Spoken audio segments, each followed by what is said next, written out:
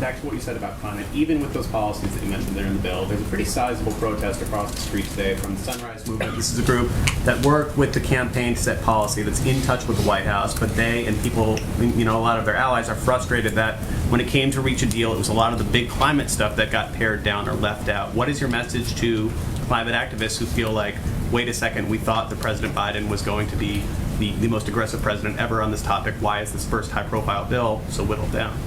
Well, I would say I would dispute the notion that it doesn't do anything for climate, which some are arguing. I just outlined some key components that would represent historic investments in areas like addressing the legacy pollution and cleaning up communities across the country, preventing that have relied on fossil fuels and others that have been polluted, especially lower income communities.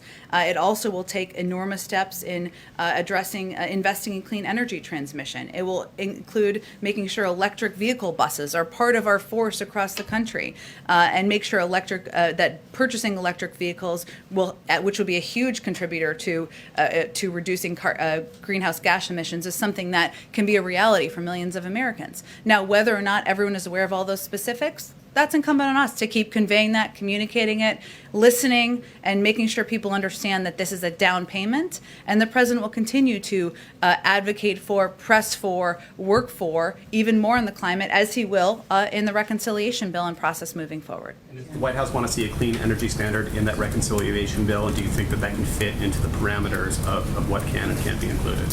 Well, there's obviously a lot to be negotiated and discussed moving forward. The president has conveyed that he would like to see an investment in clean energy tax credits, something that would certainly be an additional step forward. And there's more to discuss as it relates to the final reconciliation package and bill. Go ahead, Michael.